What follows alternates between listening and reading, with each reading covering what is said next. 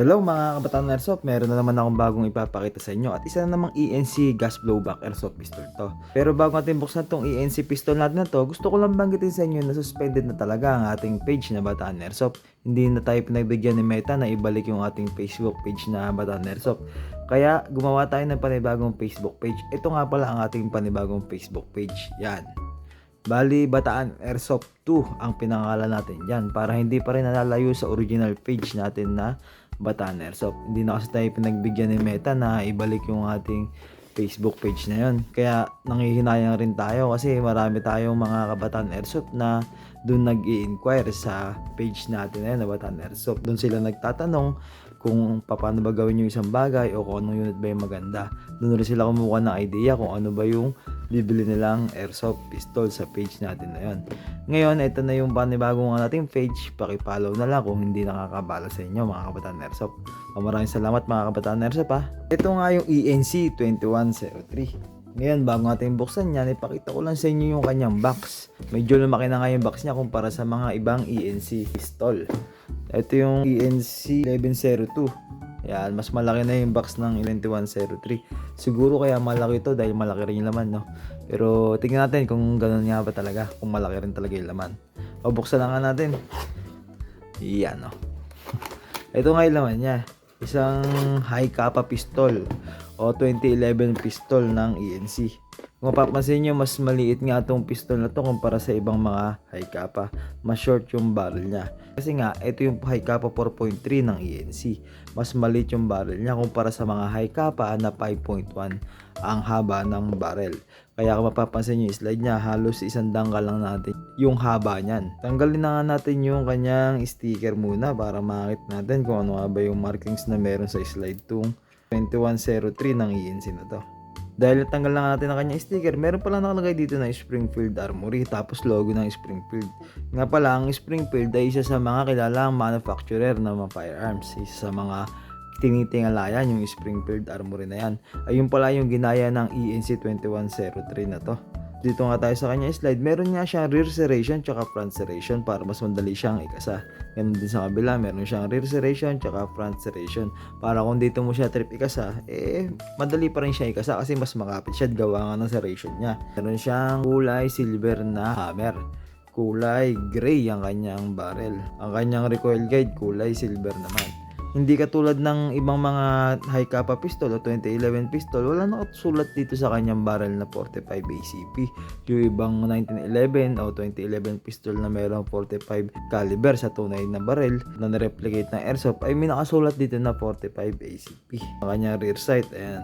Hindi adjustable yung kanyang rear sight pero may tornilyo yan na pwede mong tanggalin kung sakasakali kapag kailangan mo tanggalin ang kanyang rear sight. Ito naman ang kanyang front sight. Ayan. Dito nga sa kanyang frame, syempre meron niyang railings na pwede nating paglagyan ng iba't ibang accessories tulad ng flashlight at ng laser. Kanyang grip ay gawa sa bakal tapos meron din siyang stapled design na grip kaya makapit siya sa ating kamay. Tapos binakasulat ka dito na OPS MRP. Ngayon din sa kabila, ayan din yung nakasulat dyan. Stapled niya ang kanyang grip na nagiging dahilan para mas maging makapit sa kamay at di siya dumulas. Meron din siyang ambidextrous na thumb safety. Kaliwa at sa kanan. Para sa left-handed natin, hindi sila mahirapan na gamitin yung kanyang thumb safety. Sa magazine naman, ito naman ang kanyang magazine. I-check natin kung ilan yung kanyang magazine capacity. Nilagyan na nga natin ng bibis yung kanyang magazine. Meron nga siyang 29 rounds na magazine capacity. Pero kasya pa isa sa kanya, kasya sa kanya yung 30 rounds. Hindi na nga lang natin pinuno para may space pa yung kanyang spring tsaka yung kanyang magazine follower. Kailangan kasi may laktaw tayong isa dito kahit papano. Para kapag ka nag-load yung ating loading nozzle, hindi mahirapan. Makakababa pa yung ating spring tsaka yung ating magazine follower. Makakapag-load pa siya ng maayos kapag ka ganun. Timbangin naman natin itong ENC 2103 na ito. Hindi nga natin insert yung magazine niya para malaman natin kung gaano ba siya kabigat. May kabigatan kasi siya kahit na maliit lang siya. Ayan, bali tumitimbang na siya ng 650 grams kapag ka walang naka-insert na magazine.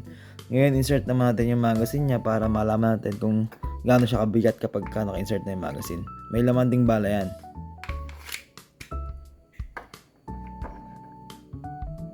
Yun, tumitimbang na siya ng sakto 1 kilo kapag ka naka-insert yung kanyang magazine. Ngayon, sukatin naman natin yung kanyang haba at saka yung kanyang taas. Mula dito sa dulo ng barrel hanggang sa dulo ng kanyang beaver tail, meron siyang 8 inches. Ayan yung haba niya. Dito naman tayo sa kanyang taas, mula dito sa rear sight hanggang sa base pad ng magazine. Bali, meron naman siyang 6.2 inches. Ayan ang taas niya. Ito yung itsura niya kapag kahawak siya ng isang kamay natin. Kahit na medyo may kaliitan siya, swak na swak lang siya sa palad natin. Pagka dalawang kamay naman natin, ito naman yung itsura niya. Pogi pa rin siya tignan kahit short yung kanyang barrel. Parang malaki pa rin siya tignan kahit papano. Bagay na bagay pa rin sa ating dalawang kamay. Dito naman sa kabilang side natin siya tignan. Ayan ang itsura niya kapag nandito sa kabilang side. Pagka isang kamay. Pagka dalawang kamay naman, ito naman yung kanyang itsura. Pagka left hand naman yung ginamit natin, ayan naman yung magiging itsura niya. Gopings, diba? Tignan naman natin kung gaano siya kalakas.